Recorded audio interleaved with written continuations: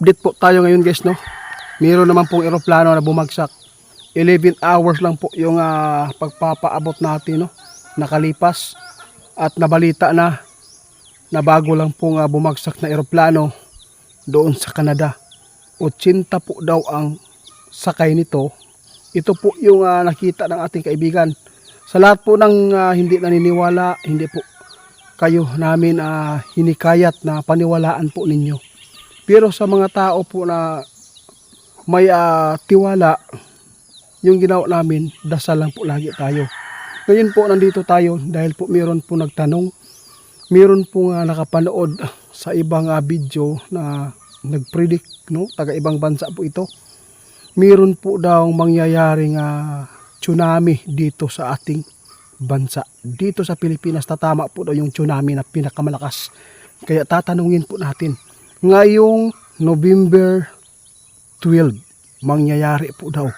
Kaya mula nang napanood nila po yung video natin guys, sobrang nalungkot at kaba ang kanilang naitanim sa kanilang sarili. Ito lang po yung payo ko, huwag po kayong magpanik, huwag po kayong matakot. Dasal lang po, kung ano man po ang itinadhana sa atin, yun lang po ating sundin, no? Ngayon, dito tayo guys, itatanong po natin na mangyayari na ba ang tsunami na hinulaan po ng taga-ibang bansa. Hindi po yung negro, hindi. Iba po ito. Kaya subukan natin guys kung mayroon bang tsunami na magaganap ngayong November dito sa Pilipinas.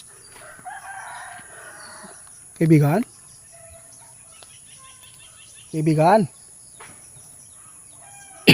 Kaibigan? Woohoo! Magandang umaga kaibigan.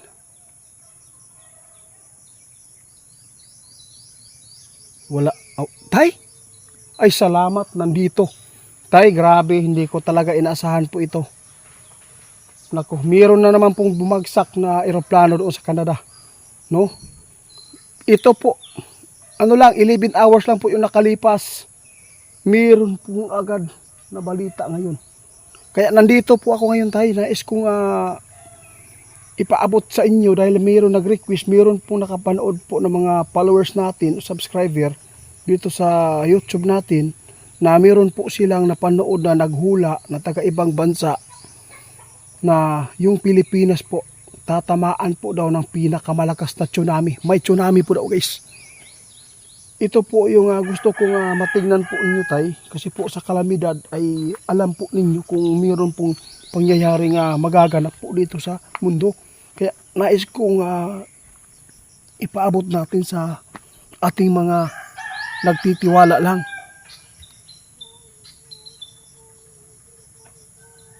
Ha? Totoo yan tay? Hala ka. Guys, mayroon na ipinapaabot si tatay ngayon. Tungkol sa nagtanong sa atin sa tsunami ngayong November 12 daw mangyayari, magaganap po dito na pinakamalakas na tsunami dito na tatama sa ating bansa. Ito po ang sinabi ng ating kaibigan. Ulitin mo nga tay, bi. Nakita na nila guys kung anong mangyayari ngayong yung ipinapaabot po ng taga-ibang bansa. Kung mayroon ba. Ang sabi ng ating kaibigan, dasal lang po talaga tayo. Kahit wala akong nakita na magaganap na tsunami ngayong November 12, sabi ng ating kaibigan, huwag magpakampante. Laging magdasal, laging magmasid sa panahon. Lalo na ngayon ay kakaiba na po ang ano natin, yung panahon. No, ang dami na pong nangyayaring hindi po natin inaasahan. Sa lahat po na nagtatanong kung mayroon bang na magaganap na ba talaga yung hula ng taga-ibang bansa na mayroong tsunami magaganap po dito sa ating bansa ngayong November, ito po ang ipinapaabot ni tatay ay walang problema. Wala po siyang nakita, pero hindi naman po siya tutol po doon sa nagpaabot, no? Kasi malaking bagay din po yan. At least po malabanan sa pagdadasal para hindi po mangyari. Tay, maraming salamat po sa inyong pagpaabot. Ngayon, pag-usapan po natin ulit, no? Kasi nasagot naman po natin yung mga katanungan po ng mga tao. Gusto ko nga maipaabot ngayon tungkol po sa magaganap at mangyayari pa dito. Kasi bumagsak na naman po yung eroplano. Kakapaabot lang ng ating mga kaibigan. Kaibigan, gusto ko nga matingnan po ninyo ngayon tay. Kung wala bang magaganap na mga lindol po na pinakamalakas dito sa atin ngayon.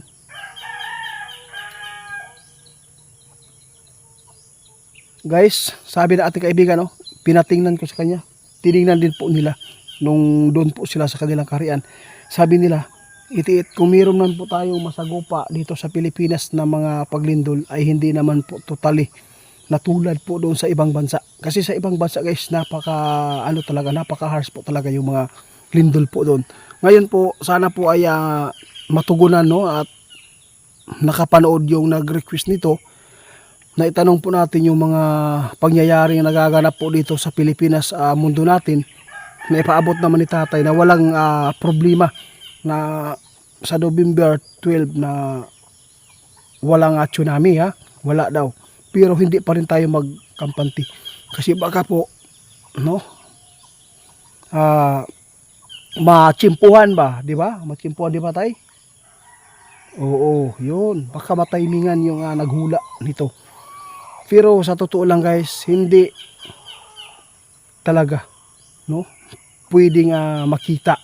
Dili ida makita guys kung kanus agyud ang mga paglindol. Dili. Pero ang babala na guys, kung nakita gyud nila na may tabo, mo gyud na ang pinaka kuan sa mga kaibigan nato. Pero subukan natin na itanong sa kanila kung makakaya ba nila na tingnan kung anong oras, anong buwan, taon, kung kaya ba nilang tingnan. Dahil pwede ba ninyo makitaan kung kanus ayun yung pangyayari na magaganap? Tama po. Guys, sabi ng ating kaibigan, hindi po namin hawak yung mga kalamidad at saka yung hindi namin hawak yung mga mangyayari dito sa mundo. Pero alam po namin na mayroong magaganap. Pero hindi po nila makita guys kung kailan mabubuo yung mga pangyayaring ito, kung kailan po dumating, no? Kaya ito na lang po talaga ang aming payo. Lagi po tayong magdasal, no? Nakakaawa po talaga na mayroong eroplano naman po. Kaya sinabi na po nila ni kaibigan na wala na pong wala lang safety sa eroplano hanggat hindi matutugunan at hindi makita po ng nakakataas po na mayroong kaalaman po dito na tingnan po ang nangyayari sa mga eroplano nila. Sila lang po talaga ang makapag dito. At saka lagi pong sana magdasal po sila ng Panginoon para po ay mabigyan sila ng mga impormasyon kung bakit po nagkaganyan po yung mga eroplano. Kawawa po yung mga inosente dito magsakay, no? Tay, maraming salamat ha.